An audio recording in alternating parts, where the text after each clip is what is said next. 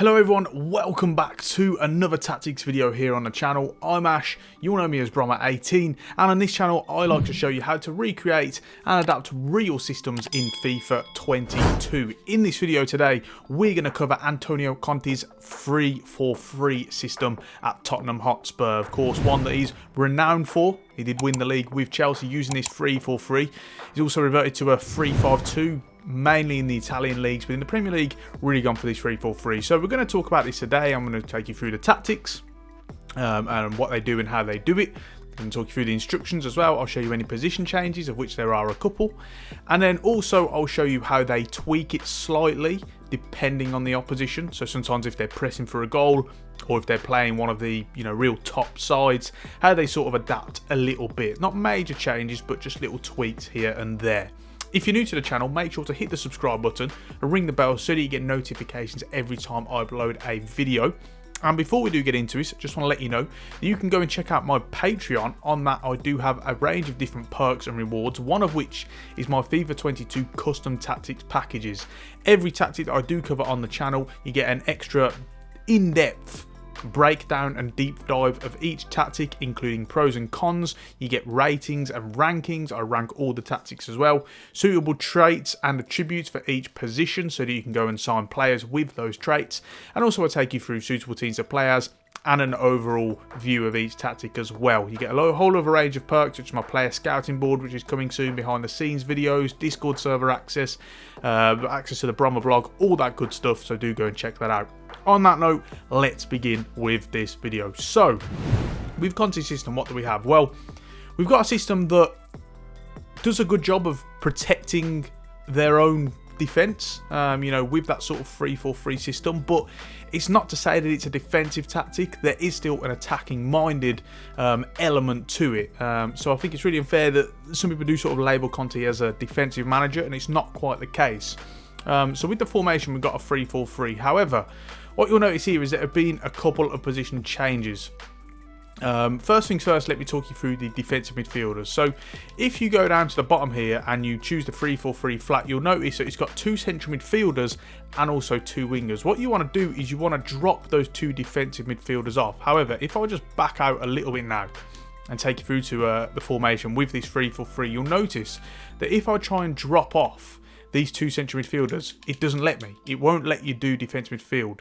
Something really annoying about FIFA, just a little bit fidgety and stuff. So what you've got to do is just move these out a little bit, move these centre backs, so move them to right and left centre back, not too far though, otherwise you're going to do that. And then what you want to do is you want to just drop them in. So now, as you can see here, I can now make Skip and Højbjerg left and right defensive midfield, and that's what you want to do. So that's very, very important. Why do we change them to defensive midfield? It's not because of what they do in possession, because they still do support attacks. They will get forward, act as pivots. It's what they do out of possession. You find that they're really deep. They're really, a lot of the time, in their own 18-yard box because of the fact that they're there to protect the defence, and offer that extra blanket of protection. So just to get them doing that, and also offer you a little bit more protection, because on FIFA, obviously, very hard to defend. So you want them really protecting the defence as much as possible. Also, what we do, if I go out of this one and go back into the main system now, you'll notice that we've changed the wingers, and in this case they are both attack midfielders. Important to note that Son is a left attacking midfielder and Lucas Moura is a right attacking midfielder. So why have we done this? Well, when testing the tactic, originally I had these as wingers, but what you tend to find with these two is that they come really narrow. They're there to support the striker, pick up those half spaces. They're able to pick the ball up in more central areas as well. And then make a lot of space for the wing backs to overlap and exploit that space. When they're at wingers, they don't really do that as well, so we had to move these into attack midfield. Also, it led to me in the tactics, which we'll talk about shortly, trying to really condense the width, and that's not what you want to do in this system. So I moved these to attacking midfield, and it was much, much better. Worked a whole lot better. Got them into the game much more as well. So make sure to move them to right and left attacking midfield. Right then, on to the tactics. First things first, defensively, we have pressure on heavy touch. What you'll notice is they'll move up and down as a block, really good, really well coordinated, and then they'll press in certain moments. It's also worth noting that You can also choose to press when you want to by using left and then down on the D-pad on your controller. You can then instigate a press that happens for around about 6, 7, 8 seconds. So you want to mix that in as well. Pressure on heavy touch, you'll notice that usually when one of the 3 attackers starts to press, it instigates the whole team to then go and press. So that's very, very important as well. With the defensive width, this is on 30, meaning it's a little bit more balanced. And the reason why you can do this is because of the fact you're playing a free back, basically. Because obviously you don't need as much, sort of condensation between the centre backs, between the 3 attacking midfielders or the 3 attackers as well. So it allows you just to get out to the wings a little bit more. However, being on the lowest before it becomes narrow, that's very important as well, because you still want to make sure that you are condensing it as much as possible. Now, the depth is currently on 60. As I've spoken about, at the end I'll tell you how they sort of tweak things a little bit depending on the opposition, but generally what you've got here is a nice mid-block. A little bit less passive because it's on 60, the higher end of the mid-block territory. Obviously when you go to 70, it then becomes a high block, but this is very, very important. What it does then give them is a chance to really instigate a press without committing too much, without leaving too much space in behind. It's a really good way of complementing that pressure on heavy touch, because you're not pressing all the time, but you're doing it in certain moments, and then it gives you that stability, that little bit of extra protection and complementary football. So then offensively, let's talk about the build-up play. First things first, slow build-up, and that's what they want to do in terms of when they come out from goal kicks. They want to play out from the back. The centre-backs will show for the ball. The wing-backs will also show for the ball in certain moments, or they'll run in behind. Same with the defensive midfielders as well. However, it does give you variation here, and why? That's because on the chance creation, it's direct passing. And what this does is it means that you can get people still showing for the ball, but with direct passing, what you tend to find to do is sometimes you get centre-backs, whoever it may be, Romero, Dyer, Davis, Sanchez, etc. They'll look to play directly into one of the attackers. Now, people do get sort of mixed up with direct passing. They think it means that you're just going to get the ball to the centre-back and smash it long 80 yards in the air, hoping that a target man will get onto it. Not the case. With direct passing, what it means is that players are going to show for the ball further away, which means the likes of Kane, Son, Lucas Moura, etc. They're going to show for the ball when they're 40-50 yards away, and it's going to enable you to get the ball to your centre-backs and play directly into them. Usually what happens is they're playing to someone like Kane, and then you get the runners of Son and Lucas Moura off them. Really good way to try and get up the pitch more quickly, and you tend to find a lot of their attacking patterns of play come from this sort of direct approach. Next up with the width, it's on 80, and it enables you to stretch the pitch as much as possible. Plays into that direct passing if and when you need to do it. It also means that the attacking midfielders, rather than being central all the time, will sometimes drift out, and that's very important. Again, they're versatile. They've got a role that enables them to rotate around a lot of areas of the pitch, utilise their pace and their movement, and that creates an issue for the opposition, because of course they've got to try and track them. They've got to try and lock down that space if and when they can. So with it on the width on 80, you get it really wide, nice and stretched, and it enables them to really utilise and exploit as much space as they possibly can. The players in the box is on 8, meaning that you're going to have 4 in the box. So it's always the 3 attacking midfielders. Then it's either one of the central midfielders who gets into the box, or it will be one of the wing backs. Usually one of the wing backs, because they're very attacking. You know, I always say, and I said it in Simone Inzaghi's Inter Tactics last week, I say in this one as well, if you want to watch a 3-back system, you know, Conte, Inzaghi, these are the type of managers that you want to look at, because the wing backs make it or break it. They really do. And in this case, you know, they're more like wingers. They really are just so all-rounded, and they're getting into the box as much as possible. So you're going to have 4 in the box. Finally, with corners and free kicks, both of these are on 4, because naturally you've got 3 centre-backs. You want them, depending on the personnel you've got, all getting into the box, and it's less likely when you've got it on 3 because you've got more dropped off. With 4, you do get a nice amount of players into the box, and still an extra layer of protection on top of that as well. Right then, let's talk about the instructions. Starting with Hugo Lloris, we've got him on comes to crosses and sweeper keeper as well. Very much more of something of his personality more than anything. We've seen him, he likes to come out, he likes to try and take control of situations. He's quite aggressive, relatively erratic as well. So with my sweeper keeper, he should be coming out more. You will notice in the gameplay at some point, because sweeper keeper doesn't replicate the role well enough on the game, sometimes his starting position is too deep, but you want to try and get him out as much as possible. And the same for comes across as well, just to give you that extra layer of protection in those crossing situations. The three centre-backs are absolutely fine. You don't need to change anything with them. Keep all their instructions absolutely the same. And then on to the two defensive midfielders. What you'll find here is something a little bit different. So first thing first, their defensive behaviour are both on cut passing lanes. In this case, we have got Oliver Skip and Pierre Højbjerg. Now, with the attacking support, you'll notice there's a little change. Now, with Oliver Skip, we've got him on stay back while attacking. But with Højbjerg, we've got him on balance. Now, why is this? So what you'll notice with a Conte system in these 3-4-3 is that one of the central midfielders will commit, support the attackers, sometimes even get into the box as well, and the other one will stay. And it's usually a balance. They usually, switch between. Sometimes it's Skip, sometimes it's Højbjerg, it might be Winks, etc. You got a couple of players in there, and Dombele as well, although maybe not for long.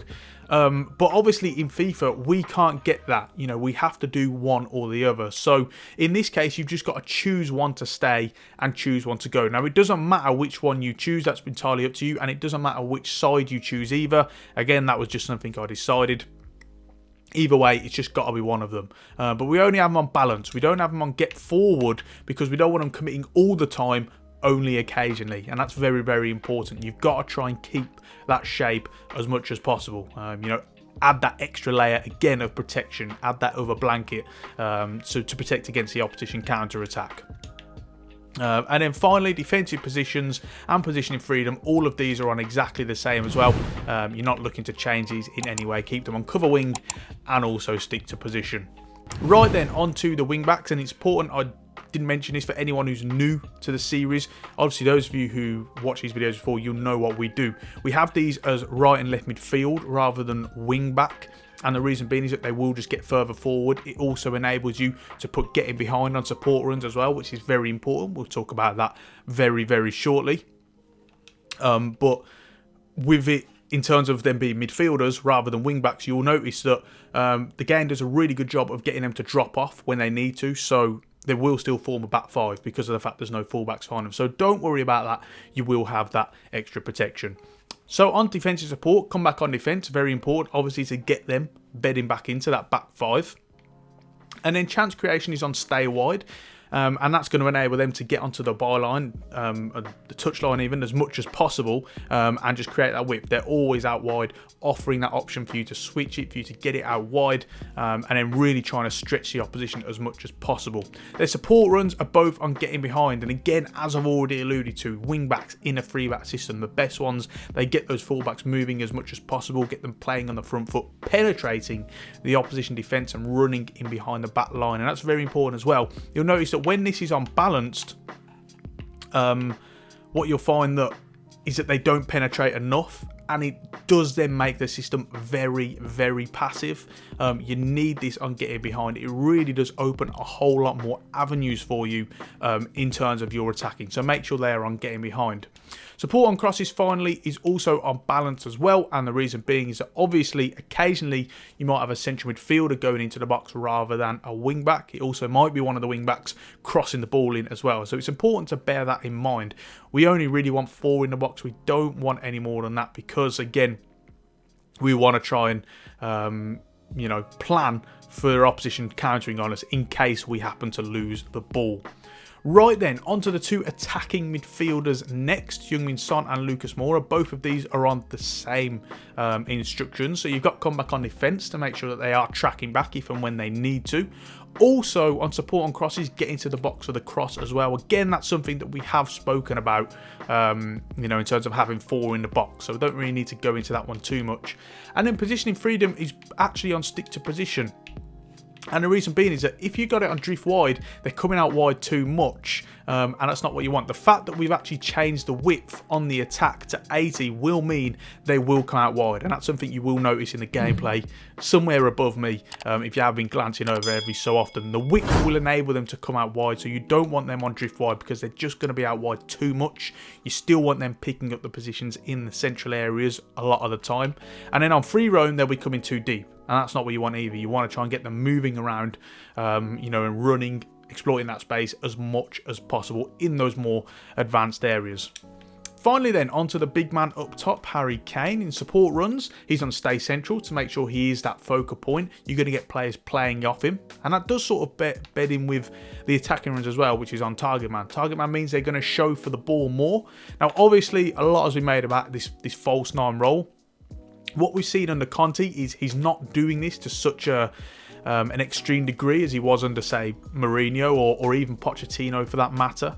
What we notice is he'll still drop off to show for the ball, but not so deep as he's coming into the midfield and you've got runners running in behind. He really does it in those more advanced areas, and target man is the best way to replicate this. So he did a good job of really backing into players, showing for the ball, picking it up, and then getting runners to play in beyond him. Finally, with defensive support, it's on basic just to make sure that he'll track back occasionally. Shouldn't having to be doing it too much though. Right then, so let me talk to you quickly about how this changes and adapts a little bit depending on the opposition. So there are only tiny little tweaks, and it's important to bear that in mind. Not too much. You don't really want to tamper with the integrity of the system too much. But you do tend to notice little differences here and there depending on the opposition. So, for example, let's say they're trying to press for a goal. Say they're behind, late on or something, really trying to get a goal, they're trying to get a winner, etc. You will then notice the line really presses up as they try and push for an equaliser. So in this case, it becomes more of a high line, and then you can move this up to 80 to really get your team to play that more active-minded role. On top of that, what you'll then find is that corners and free kicks, you can then push these both up to 5 as you try and push for a winner, for example. And then players in the box can also be moved up to that, so you get a 5th one in the box as well. In that case, you'll have a central midfielder and then a wing back and the 3 attackers all getting into the box. You want them committing as much as possible. So that's something to bear in mind as well. You can also then, on the instructions, change whichever central midfielder you've got, so whether it be Højbjerg or Skip, from balanced to then get forward as you're really trying to push for a goal. So what about when they're, for example, trying to protect a lead, or if they're playing one of the big guns, for example? We saw them do this against teams like Chelsea, for instance, that they played a couple of times. Well, then the line does drop off. Now, it's still a mid-block, but to offer you that extra layer of protection, it goes down to 40. As you can see, still balanced, still a mid-block, but they do then drop off, and you're trying to stop balls being played in behind you as much as possible. You also then, in terms of players in the box, will drop this off. So you've only got 3 running into the box end, which would be the attackers, in which case then that would be on 6. And then corners and free kicks, I would say actually only back to 4 rather than 3. Because you're still looking to get those centre-backs in the box as well, as much as possible. And sometimes one of them doesn't get in there if and when they need to. So keep this on 4, but then players in the box, you can move this down to 6. And then in which case, Højbjerg, in this case, will go from balanced attack to stay back while attacking. So that's very, very important as well. So with that in mind, that just about brings this video off to a closing, guys. If you've got any questions about the tactic, you know, things like that, things that you're querying, etc., don't hesitate to get at me in the comment section. Leave me a comment and I will get back to you. For any of you who haven't done so already, make sure to subscribe to the channel and ring the bell so you get notifications every time I upload a video. And don't forget to check out my Patreon. I'll leave a link down below, where of course you can get access to my FIFA 22 custom tactics package, as well as a whole range of other perks that are really good as well. We've got a lot of announcements coming over the future and stuff like that, so do go and check that out. Don't forget to check out all the links in the description, such as the Twitter, give me a follow on there, and also my Amazon affiliate links, where you can get access to all of my equipment, my gear and stuff. I do get a little kickback, and it's a great way to support the channel without paying any more money. Drop a like on the video if you enjoyed it and you want to see more. Let me know you're enjoying it, and on that note, we're going to round it off there. Thank you so much for watching, and until next time, I will see you soon.